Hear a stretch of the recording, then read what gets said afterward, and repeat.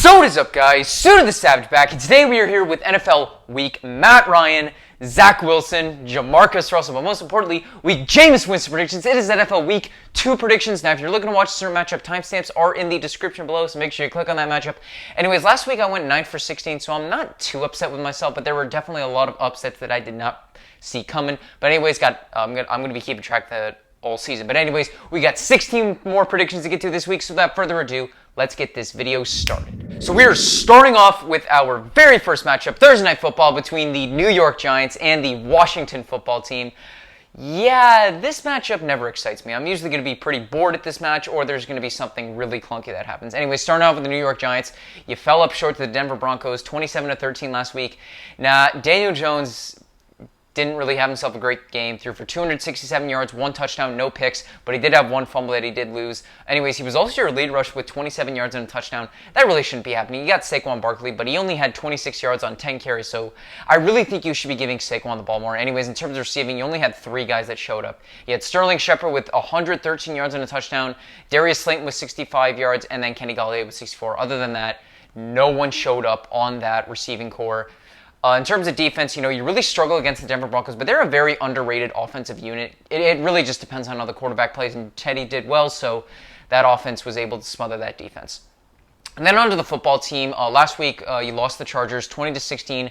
Ryan Fitzpatrick threw for 13 yards, but he did get injured, and he's going to be out for 6 to 8 weeks. So Taylor Heinicke in his spot actually did an okay job, threw for 122 yards and a touchdown. Lead rusher was Antonio Gibson, so it wasn't too bad. Lead receiver was Terry McLaurin with 4 receptions for 62 yards, and he did have 1 ridiculous catch.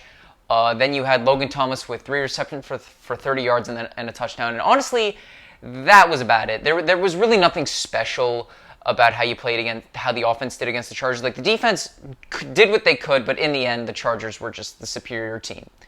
Anyways, the Washington Football Team is favored to win this one by 3, and with how much I don't trust Daniel Jones, I prefer Taylor Heinicke over him. Give me the Washington Football Team. They win and cover the spread. And now you're moving on to our very first Sunday matchup between the Las Vegas Raiders and the Pittsburgh Steelers. Starting off with the Raiders. Oh my God, what a matchup against the Ravens on Monday Night Football. Already in contention for Game of the Year. You won 33-27 in you won the game twice, basically. Anyway, starting off with Derek Carr, had an excellent game, throwing for 435 yards, 2 touchdowns and a pick. Josh Jacobs really didn't get much on the ground. He had 34 yards, but he did have 2 touchdowns. And the number 2 in rushing for you guys was Marcus Mariota with 1 rush for 34 yards. Then Kenyon Drake only had 11 yards. So honestly, that rush game definitely is underwhelming because that offensive line kind of sucks. Anyways, lead receiver was Darren Waller with 10 receptions for 105 yards and a touchdown, followed by Bryan Edwards. He was the hero of the game. At least he got you into overtime and almost got you the win the first time. Then you got Hunter Renfrow with 6 receptions for 70 yards. But then, of course, the big one, Zay Jones, 2 receptions, 46 yards, and the game-winning touchdown in overtime. The defense definitely did not do that well against the Ravens because they're a pretty good offensive team, but you did force 2 crucial Lamar Jackson fumbles that you did recover. So honestly, that is really the only thing your defense did. It clutched up, so good victory for you guys. And then the Pittsburgh Steelers. That was a huge upset over the Buffalo Bills. Ben Roethlisberger threw for 188 yards, 1 touchdown, no picks. Najee Harris in his debut only ran for 45 yards, so it was kind of disappointing. But, I think he could definitely bounce back against the Raiders. Lead receiver was Juju Smith-Schuster with 4 receptions for 52 yards, followed by Chase Claypool with 45, and Deontay Johnson with 36 yards and a touchdown. The real highlight, though, was the defense. You limited the Buffalo Bills to 16 points. You stopped whatever that 4th and 1 attempt was. But the biggest game changer was the blocked punt that you guys returned for a touchdown. So as long as the offense doesn't kill itself, and the defense stays as strong, I could really see the Steelers being a possible wild card contender. I think maybe the wild card could be the ceiling. Nothing better than that. But anyways, the Steelers are favored to win this one by 5. But give me the Raiders in this one. I really think they're going to pull off another massive upset over an AFC North team. And now you have our very next matchup between the San Francisco 49ers and the Philadelphia Eagles. Starting off with the Niners, that win over the Detroit Lions was so much closer than it should have been. You guys almost blew a 24-point lead in the 4th quarter, but your defense was able to get a stop on the final drive. Anyway, starting off, Jimmy Garoppolo had a pretty good day, throwing for 314 yards, 1 touchdown, no picks. Mitchell was your lead rusher with 104 yards and a touchdown. That was a good day for him. But you did lose Raheem Mostert for the season, so that's definitely going to be a huge loss. But Kyle Shanahan, as a 49ers coach, he's known for running his running back by committee, so he'll always be looking to play the hot hand. Huge loss, but Mitchell, I think, could fill the void in very well. Then Deebo Samuel, 9 receptions, 189 yards and a touchdown. Man was literally the king of yards after catch. George Kittle followed that up with 4 receptions for 78 yards, and then Sherfield had 2 receptions for 23 yards and a touchdown. Once again, back to the defense. It was good until the end where you nearly blew it, but, you stopped the Lions. Whoop-de-doo. And then the Philadelphia Eagles, going up against the Falcons, you guys shocked me. You guys played a very good game. I was very impressed. Jalen Hurts, he threw for 264 yards, 3 touchdowns, no picks. Lead rusher was Miles Sanders with 74 yards, but the lead receiver was Devontae Smith. 6 receptions for 71 yards and a touchdown. Caught his first career reception and first career touchdown was at the exact same spot where he caught the walk-off touchdown in the 2018 National Championship game. So good on Devontae Smith. Jalen Reagor followed up with 49 yards and a touchdown. Then Dallas Goedert with 42 yards and a touchdown. That was pretty much it.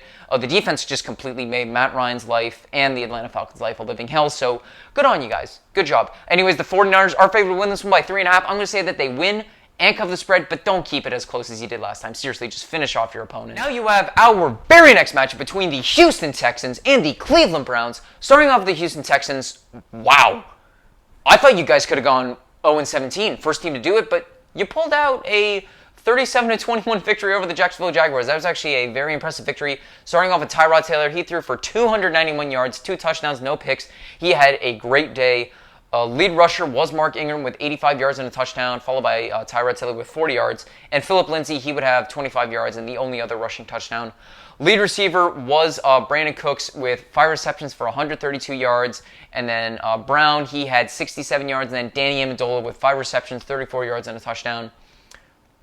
The defense was able to smother Trevor Lawrence in his very first NFL game. And that is the first time he has ever lost a regular season game, including high school, college, and now the National Football League. So good job, Texans. I was actually low-key kind of impressed with that. And then the Cleveland Browns. I had you guys as my upset of the week last week. I thought you guys could have possibly just beat one of the best teams in football and establish yourselves as true Super Bowl contenders, but you fell short. I said this a long time ago, but there are 3 keys to beating the Chiefs. Number 1 is score. Number 2, capitalize when they make mistakes.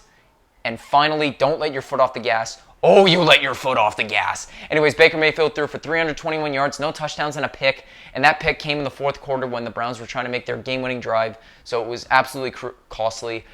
Nick Chubb led with 83 rushing yards and 2 touchdowns, followed by Kareem Hunt with 33 yards and a touchdown. And then the only other rushing touchdown actually went to Jarvis Landry. Anyways, lead receiver was David Njoku with 76 yards, followed by Jarvis Landry with 71, and then Schwartz had 69 yards, and that was pretty much it for you guys. The defense, super good in the first half, but just blew it in the fourth quarter. You cannot take your foot off the gas. You took it off the gas. Anyways, the Cleveland Browns are favored to win this one by 12.5. I'm going to say that they win, but don't cover this. Now you have our very next matchup between my boys in the New Orleans Saints and the Carolina Panthers. Starting off with the Saints, wow. What a victory over the Packers. A lot of us thought we would get beat. I did not think the Packers would be as bad as we were, but I did not expect this kind of performance from the Saints.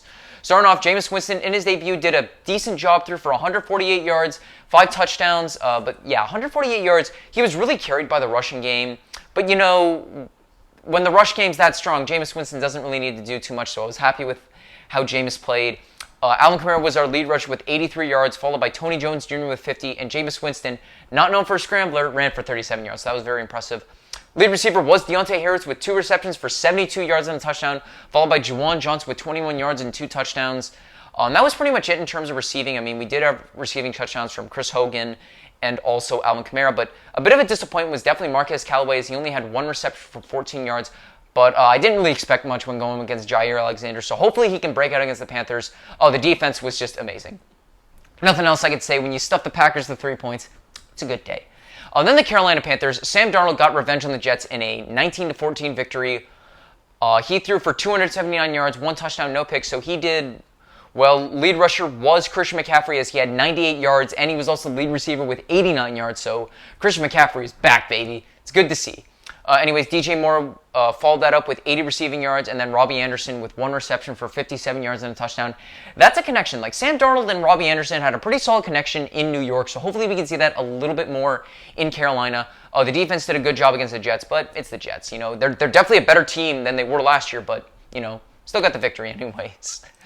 Anyways, the Saints are favored to win this one by 3.5. I'm going to say that we win and cover the spread. And now you have our very next matchup between the Denver Broncos and the Jacksonville Jaguars. Starting off with the Broncos, very good victory over the New York Giants. Starting off with Teddy Bridgewater, he had himself a very good day with 264 yards and 2 touchdowns. Lead rusher was Melvin Gordon with 101 yards and a touchdown, followed by Javonte Williams with 49 yards, and then Teddy Bridgewater with 39. So that rush game, actually, it could be pretty lethal, so hopefully it's as good as advertised as it was last game. Anyways, lead receiver was Jerry Jeudy with 6 receptions for 72 yards, followed by Noah Fant with 6 receptions for 62 yards. KJ Hamler had 3 receptions for 41 yards, and the touchdowns went to Tim Patrick, and I don't even know who their backup tight end is, so I'm not even going to try to pronounce it. Anyways, the defense did a good job at stuffing the New York Giants. This defense is absolutely lethal, especially, the secondary is where it's really at, so hopefully you guys can continue to play as well as you have. It's only one game in the season, but hopefully that defense can do really well this season. And then the Jaguars, disappointing loss to the Houston Texans. This team was expected to do absolutely nothing this season. Trevor Lawrence threw for 332 yards, 3 touchdowns, and 3 picks as well, so those 3 picks definitely hurt him. Lead rusher was Carlos Hyde with 44 yards, but what's so wrong with using James Robinson? Only five attempts for 25 yards. Lead receiver was DJ Chark with 3 receptions for 86 yards and a touchdown, followed by Marvin Jones Jr. with 5 receptions for 77 yards and a touchdown. And then last one I'm going to point out is Laviska Shenault Jr. with 7 receptions and 50 yards. The defense was absolutely terrible against the Texans. This is Tyrod Taylor after all. Tyrod Taylor had himself a good game, but come on. Come on, it's the Texans. This team is absolute trash. Anyways, the Denver Broncos are favored to win this one by 6. I'm going to say that they win and cover the spread. And now you have our very next matchup between the LA Rams and the Indianapolis Colts. Starting off with the LA Rams, the narrative was starting off on Sunday Night Football, Matt Stafford makes his Rams debut. How well did he do? Well, a 34-14 victory sounds pretty good to me. Anyways, Matt Stafford had an excellent day, throwing for 321 yards, 3 touchdowns, and no picks. Literally started his first pass was a 67-yard bob to Van Jefferson for a touchdown. And that just had the entire stadium hyped, had his teammates hyped. You could see it from Matt Stafford, Jalen Ramsey, Aaron Donald. Anyways, moving aside. The rush game was okay. Darrell Henderson Jr. ran for 70 yards and a touchdown. And that was pretty much the only running back that I'm going to talk about. Anyways, lead receiver was Cooper Kupp with 7 receptions for 108 yards and a touchdown, followed by Van Jefferson with 2 receptions for 80 yards and a touchdown. Tyler Higbee had 68 yards, and then Robert Woods with 3 receptions, 27 yards and a touchdown. The defense did a very good job stopping the Bears, but it's Andy Dalton-led Bears. So, that kind of takes out a bit of the luster, but a good performance anyways. And then the Indianapolis Colts, you kept that pretty close. You lost 28-16 to the Seattle Seahawks. Anyways, Carson Wentz actually didn't have himself too bad of a game. Threw for 251 yards, 2 touchdowns, no picks. Lead rusher was Jonathan Taylor with 56 yards, followed by Nyheim Hines with 34, and then Carson Wentz with 23. So, anyways, lead receiver was Jonathan Taylor with 6 receptions for 60 yards, followed by Nyheim Hines with 6 receptions for 48 yards. So, already there, I'm expressing concern that the 2 running backs were the lead receivers, so this receiving core really needs to step it up. Zach Pascal, Michael Pittman Jr., they really need to step up as wide receivers. The defense fell apart to Russell Wilson, but it's Russell Wilson. You're not going to stop him. Anyways, the Rams are favored to win this one by 3.5. I'm going to say that they win and cover the spread. And now you have our very next matchup between the Buffalo Bills and the Miami Dolphins. Starting off with the Bills, you guys came off a disappointing 23-16 loss to the Pittsburgh Steelers. I was super disappointed in that performance. I'm thinking, where the hell was the offense? You guys were just inexistent. Anyways, Josh Allen threw for 270 yards, 1 touchdown, no picks, but he did throw the ball 50 times. So, yeah, they're really showing that they really do not trust that ground game. Anyways, Devin Singletary was meh. He had 72 rushing yards, followed by Josh Allen with 44 yards. And Zach Moss, he ended up being a healthy scratch. That definitely sucks. Anyways, Stephon Diggs was the lead receiver with 9 receptions for 69 yards. Nice. Then followed by Cole Beasley with 8 receptions for 60 yards, and then Emmanuel Sanders, 4 receptions for 52 yards. Anyways, the defense was decent against the Pittsburgh Steelers, but the 4th-and-1 decision by your offense and the blocked punt return for a touchdown, that was really the difference maker in that game. It was the difference between you guys winning and you guys losing. And then the Miami Dolphins, you stunned the New England Patriots, winning 17-16. Tua Tagovailoa, he was meh. Threw for 202 yards, 1 touchdown, 1 pick. Lead rusher was Myles Gaskin with 49 yards. That was pretty much it in terms of rushing. Lead receiver was Devontae Parker with 4 receptions for 81 yards, followed by Jalen Waddle with 4 receptions, 61 yards, and the only touchdown that you guys scored in the air, because Tagovailoa, he actually did have a rushing touchdown. That's really it for the Miami offense. It's kind of lackluster with 2 under center, but the defense did a good job at stuffing the New England Patriots, especially forcing that fumble on Damian Harris in the waning minutes of the game in order to seal the victory. Anyways, Bills are favored to win this one by 3.5. I'm going to say that they win and cover the spread, get back to 1-1 and show that they are going to be Super Bowl contenders. And now you have our very next matchup between the New England Patriots and the New York Jets. It's happening at MetLife Stadium, the location, and the exact 2 teams when the butt fumble happened. Anyway, starting off with the New England Patriots, I really got to talk about Mac Jones. In a 17-16 loss to the Miami Dolphins, he did a pretty good job. Threw for 281 yards, 1 touchdown, no picks. Damian Harris was the lead rusher with 100 yards, but he did have that 1 fumble that basically sealed the game for the Dolphins. Lead receiver was Nelson Aguilar, 5 receptions, 72 yards and a touchdown, followed by James White, 6 receptions for 49 yards. Classic checkdowns to James White, but it worked. It worked for Tom Brady, so hopefully that can work for Mac Jones as well. Jacoby Myers with 6 receptions for 44 yards, and then Jonnu Smith is the last one I'll mention, 5 receptions for 42 yards. The defense did a very good job against the Miami Dolphins. I knew once that defense was more healthy, once they got more guys back that didn't opt out and spending all that money, you did well on defense. Good job. Definitely a team to watch out for. And then the Jets, against the Panthers, came up short. Zach Wilson, his debut, threw for 258 yards, 2 touchdowns, and 1 pick. Lead rusher was Tevin Coleman. You guys got nothing going on the rushing game. Tevin Coleman led with 24 yards, and that was pretty much it. Lead receiver was Corey Davis, as he did have 5 receptions, 97 yards, and 2 touchdowns. Braxton Berrios followed that up with 5 receptions for 51 yards, followed by Denzel Mims with 1 reception for 40 yards. Anyways, the defense, tried to contain the Carolina Panthers as much as possible, but ultimately fell to Christian McCaffrey, DJ Moore, and Robbie Anderson. Not the worst trio to fall to, especially if Christian McCaffrey's leading the herd. Anyways, the New England Patriots are going to win this one by 6. I'm going to say that they win, but don't cover the spread. I'm going to say the Jets keep this one pretty close. And now you have our very next matchup between the Cincinnati Bengals and the Chicago Bears. Starting off with the Cincinnati Bengals, you guys got off to a very early lead over the Minnesota Vikings, blew it in the 4th quarter, but came up clutch in overtime. Anyways, Joe Burrow threw for 261 yards, 2 touchdowns, no picks. Joe Mixon returned to form, had an excellent game, ran for 127 yards and a touchdown. Lead receiver was Jamar Chase. Everyone was kind of concerned with how he did in preseason. Well, he followed that up with 5 receptions, 101 yards and a touchdown. T. Higgins followed that up with 4 receptions for 58 yards, and then C.J. Uzomah had 35 yards, and that was pretty much it. The defense was good at first, completely choked in the 3rd and 4th quarter, but clutched up in overtime as they did force a Dalvin Cook fumble that basically changed the outcome of the game. And then the Chicago Bears against the LA Rams, I knew if you were going to start Andy Dalton, it was not going to end well for you. Andy Dalton threw for 206 yards, no touchdowns, and a pick. Lead rusher was David Montgomery with 108 yards and a touchdown.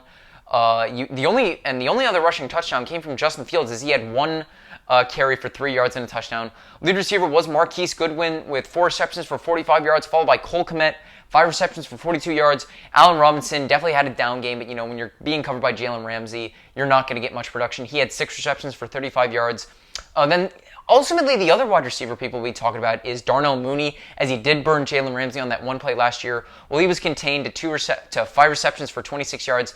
So definitely the hype train on Darnell Mooney over Jalen Ramsey is just completely gone. The defense did fall apart to Matt Stafford and the Lions, but this is Matt Stafford. He's just maybe he's the piece that the LA Rams have been missing.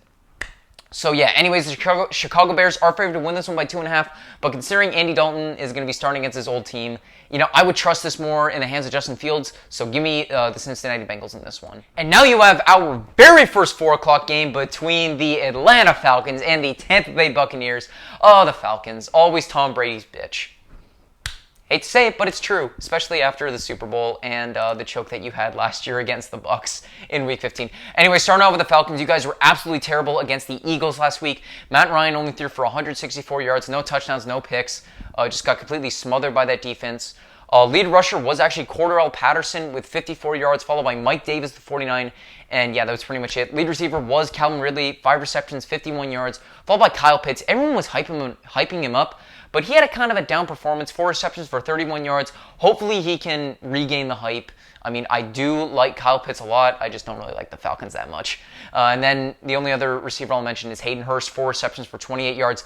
The defense, what else can I say? You got smothered by Jalen Hurts. I don't have to say anything else because you guys played like crap. Then the Tampa Bay Buccaneers, epic opening day game against the Dallas Cowboys, winning 31-29. Starting off, Tom Brady had 379 yards, 4 touchdowns, and 2 picks, and led a game-winning drive, which was aided by a possible push-up by Chris Godwin. Lead rusher was Leonard Fournette with 32 yards. Ronald Jones ran for 14 yards, but both of them actually had a crucial fumble in the game. Lead receiver for the Buccaneers was not Mike Evans. It was Antonio Brown, 5 receptions for 121 yards and a touchdown. Is the old AB back? I'm going to give it a little time, but followed that up with Chris Godwin. He had 9 receptions, 105 yards and a touchdown, followed by Rob Gronkowski, 8 receptions for 90 yards and 2 touchdowns. The big disappointment in this game is definitely Mike Evans, only 3 receptions for 24 yards, but if he's getting nothing going on in the end zone, he's really not as effective as we think he is. The defense did not really do that well, but, the Dallas Cowboys had Dak Prescott back, and, Dak is really the spark for that Dallas Cowboys offense. Anyways, the Buccaneers are favored to win this one by 12.5. That's insane. I'm going to say that they win and cover the spread because it's the Falcons. Brady eats them for breakfast. And now you have our very next matchup between the Minnesota Vikings and the Arizona Cardinals. Something that a lot of people are not talking about is this is Patrick Peterson's return to Arizona. I feel like not a lot of people are talking about that, but it's something I did remember. So that's going to be fun to watch. Anyways, Kirk Cousins against the Bengals was okay, threw for 351 yards and 2 touchdowns. Didn't really get anything going until the second half, but that's the Bengals. They choke a lot. Anyways, Dalvin Cook had 20 carries for 61 yards and a touchdown, but he did have a crucial fumble in overtime that basically gifted Cincinnati the win.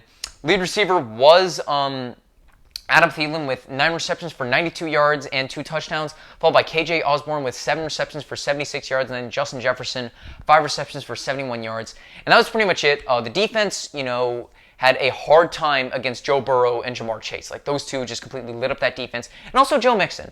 The Vikings have had a lot of trouble with their pass rush in recent games that they played, especially you saw it towards the end of the 2020 season, especially the Christmas game. But yeah, that's pretty much it. And then the Arizona Cardinals against the Tennessee Titans. Wow, what a victory. Kyler Murray threw for 289 yards, 4 touchdowns, and a pick in a 38-13 victory over the Titans. Chase Edmonds was your lead rusher with 63 yards, followed by James Conner with 53, and then Kyler Murray with 20 yards and a touchdown. So awesome game in the rush. Lead receiver was DeAndre Hopkins, 6 receptions for 83 yards and a touchdown, followed by Christian Kirk, 5 receptions for 70 yards and 2 touchdowns, followed by Rashad Moore, 4 receptions, 68 yards, and then Chase Edmonds, 4 receptions, 43 yards. The real highlight on defense was freaking Chandler Jones. Chandler Jones had 5 sacks. That O-line could do nothing to support Ryan Tannehill, and you just completely silenced Derrick Henry. Excellent performance by you guys. Anyways, the Arizona Cardinals are favored to win this one by 4, but I'm going to say that Patrick Peterson is going to get his revenge and have a crucial game-sealing pick 6 and have the Vikings win this one. And now you have our very next match between the Tennessee Titans and the Seattle Seahawks. Starting off with the Tennessee Titans, that was a massive disappointment. That offensive hype machine, Ryan Tannehill, Derrick Henry, Julio Jones, A.J. Brown, where was it? Non-existent. Anyways, Ryan Tannehill had 212 yards, 1 touchdown, 1 pick. He was extremely disappointing. Derrick Henry was just completely contained by the Cardinals, only had 58 rushing yards. The only rushing touchdown went to Ryan Tannehill. Anyways, Rodgers was your lead receiver with 62 yards, followed by A.J. Brown with 49 yards and a touchdown. And then Julio Jones only had 3 receptions for 29 yards. Now, I'm not going to overreact and say that the offense is screwed, but I am going to say that defense was absolutely terrible. I just do not trust this defense one bit whatsoever. And what they showed against Arizona, this is their Achilles heel. This could be what holds them back from making the playoffs. And then the Seahawks, let Russ cook. He did cook in a 28-16 victory over the Colts. He had 254 yards, 4 touchdowns, no picks. Lead rusher was Chris Carson with 91 yards, so it's good to see that he's healthy and back. Lead receiver was Tyler Lockett, 4 receptions for 100 yards and 2 touchdowns, followed by DK Metcalf with 60 yards and a touchdown. The only other touchdown went to Gerald Everett as he had 20 yards and a touchdown. That was pretty much it. The defense did a good job at containing the Indianapolis Colts. They had some trouble with their running backs, but they completely limited that wide receiver core, but that's really not saying much because the Colts wide receiver core is not really that good. But anyways, the Seattle Seahawks are favored to win this one by 6. The narrative for this game is that these two teams have hype offenses, but absolutely crappy secondaries. I'm going to give this one, say that the Seahawks win and cover this. And now you have our final 4 o'clock matchup between the Dallas Cowboys and the LA Chargers. Starting off with the Cowboys, even though you lost the Buccaneers 31-29, it was a value and effort that you guys had. Dak Prescott proved that he is back through for 403 yards, 3 touchdowns, 1 pick.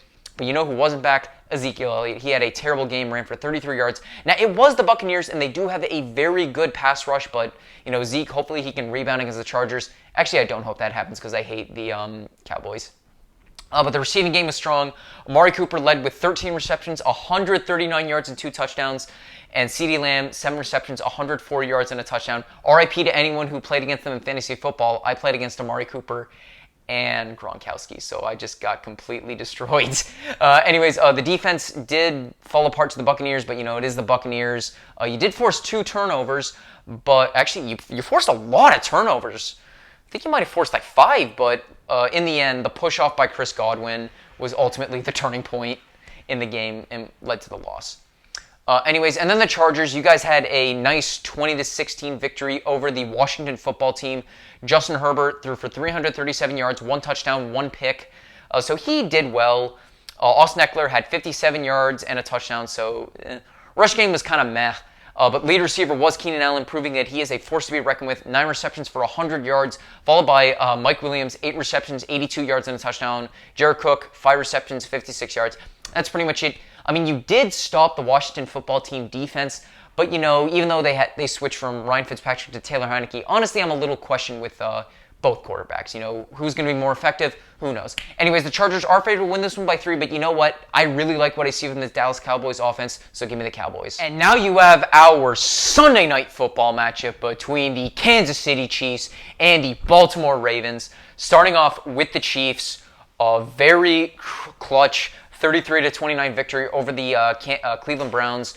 You guys, even though you got off to a very slow start, once you get that slight spark, you can't stop the Chiefs. Patrick Mahomes threw for 337 yards, 3 touchdowns, no picks. Lead rusher was Clyde Edwards-Helaire with 43 yards, but Patrick Mahomes would be the only person to have a rushing touchdown for the Chiefs. Lead receiver was Tyreek Hill, 11 receptions, 197 yards and a touchdown, because one of them was just fuck it, Tyreek Hill's got to be down there somewhere. Even Mahomes acknowledged that in a post-game interview, so I thought that was very funny. Follow that up with Travis Kelce, 6 receptions for 76 yards and 2 touchdowns. And yeah, that was pretty much it. The defense did not do a good job in the first half against Cleveland, but did a great job of containing them in the second half. So I'll give you credit for that. And then the Baltimore Ravens, you guys are in a lot of trouble. Lamar Jackson threw for 235 yards, 1 touchdown, no picks. But he did have 2 crucial fumbles in the game, and one of them was in overtime, which would lead to the Raiders scoring the game-winning touchdown.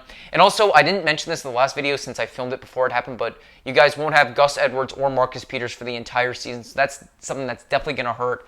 Lamar Jackson, he was the lead rusher with 86 yards, but Tyson Williams, in his debut, 65 yards and a touchdown, followed by Latavius Murray with 28 yards and a touchdown. So, honestly, as long as that rush game stays strong, the passing game doesn't need to do much. Lead receiver was Sammy Watkins, 4 receptions for 96 yards. Not quite week 1 Sammy Watkins like we've seen in years past, but a good performance. Hollywood Brown had 6 receptions for 69 yards, nice, and a touchdown. That was pretty much it. The defense completely fell apart to the Las Vegas Raiders. Like I said, you did a good job at first, but the second and fourth quarter, you guys completely fell apart, and then in overtime. Not much else can be said. Chiefs are favored to win this one by 3.5. Now, can Lamar Jackson get his first win against Patrick Mahomes? No, he won't. I'm going to say Chiefs win and cover the spread. Now you have our Monday Night Football matchup between the Detroit Lions and the Green Bay Packers. Starting off with the Lions, even though you lost to the 49ers 41-33, you made that a lot closer than it should have been. Anyway, starting off with Jared Goff threw for 338 yards, 3 touchdowns, and a pick. So honestly, a decent performance by him, at least at the end. At the beginning, not too good. Jamal Williams was your lead rusher with 54 yards and a touchdown, followed by DeAndre Swift with 39 yards. But then lead receiver was TJ Hawkinson, 8 receptions, 97 yards and a touchdown. DeAndre Swift had 8 receptions, 65 yards and a touchdown. And Jamal Williams, 56 yards, followed by Khalif Raymond, 3 receptions for 50 yards. The defense, utterly terrible, mainly Jeff Okudah. You could see it in the video where he's just getting yelled at by the coach and then showed support at the end. Well, guess what? Jeff Okudah's out for the season. The defense did not do well, and allowing Deebo Samuels to get all those yards after catch. So definitely a disappointing performance. And then the Packers, that might have been the biggest disappointment. You know, you lost 38-3 to the Saints. Aaron Rodgers was absolutely terrible. Threw for 133 yards, no touchdowns, 2 picks. So bad that he got benched for Jordan Love, as he had 68 passing yards and 1 fumble at the end. Anyways, A.J. Dillon was the lead rusher with 19 yards, followed by Hill with 14, and then Aaron Jones with 9 yards. I didn't expect you guys to do much in the rushing game since it is the Saints, but come on, that's pathetic. Anyways, lead receiver was Devontae Adams, 5 receptions for 56 yards, followed by Randall Cobb with 1 reception for 32 yards, and then the only one other guy I'll mention, Mercedes Lewis, 1 reception for 19 yards. Other than that, the offense was inexistent. The defense was just completely gashed by the New Orleans Saints. Now, the one thing that does piss me off is everyone saying, oh, Aaron Rodgers is throwing the season for the Packers. He's not throwing the season. It's 1 game. Come on. I know we had a rough offseason, but we should not go out and assume that he's going to throw the season for the Packers. Anyways, Packers are favored to win this one by 11, which that's a pretty big shocker, but I'm going to say that the Packers win, but don't cover the spread. And that is going to wrap up my video for today. Thank you guys all so much for watching. If you want to watch my Week 1 predictions and my Saints and Packers recap, links to that will be in the description below. If you like this video, drop a like, subscribe if you haven't already. Comment down below who's your upset of the week, who's your lock of the week. Make sure you follow me on all my social medias, Instagram, TikTok, and Snapchat, @Brendan Suter. Thank you all for watching. Have a great day. Who Dat Nation, Week 2 is